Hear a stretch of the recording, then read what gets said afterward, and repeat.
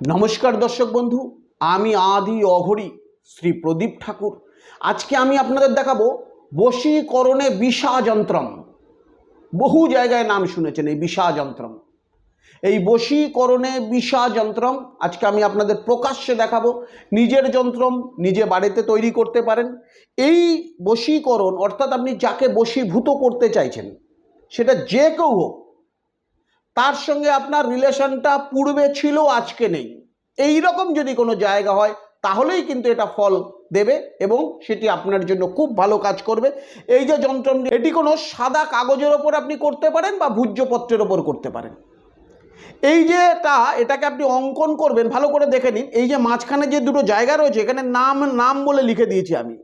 এখানে আপনি নাম লিখবেন। আপনার প্রথমে লিখবেন যাকে আপনি বশীকরণ করছেন তার নাম, তারপরে লিখবেন আপনার নাম।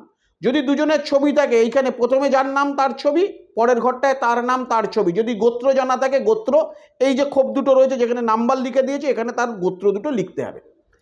যদি বাবার নাম জানা থাকে, এইখানে একজনের বাবার নাম লিখতে হবে, মানে এই যে নামটা লিখছেন তার বাবার নাম লিখতে হবে, উল্টো দিকে তার বাবার নাম লিখতে হবে। এই বাবার নামটা লিখে ঠিক এই যন্ত্রটি তৈরি করবেন যে কোনো মঙ্গলবার দিন। এবং এই যে যন্ত্রটি তৈরি করবেন, এই যন্ত্রটি তৈরি করার পরে সবচেয়ে ভালো যন্ত্রটি কাজ করবে যদি আপনি কোথাও যেখানে উই পোকা লেগে থাকে, যদি তার একটু মাটি জোগাড় করতে পারেন। এই উই পোকার মাটি যদি আপনি গঙ্গা জল দিয়ে গুলে, যে মন্ত্রটি বলছি এই মন্ত্রটি বলে এই ছবির ওপর 9 বার আপনি লাগাতে পারেন, তাহলে তো আর আপনাকে চিন্তা করতে হবে না। 24 ঘন্টার মধ্যে এই টোটকা আপনার জীবনে অসর করবে। মন্ত্রটি খাতা পেনে বলছি, মানে মুখে বলছি, খাতা পেনে একটু নোট করে নিন।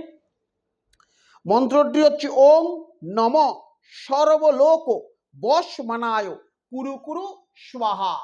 আবার বলছি, ওম সর্বলোক বশমানায় কুরু কুরু স্বাহা।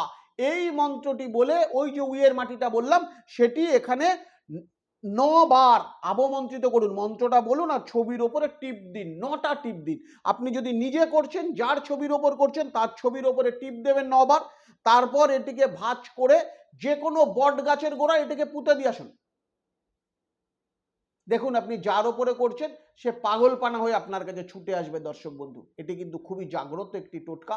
উপকৃত হলে অবশ্যই আপনার মতামত আমাকে জানাবেন। সুস্থ থাকুন, ভালো থাকুন।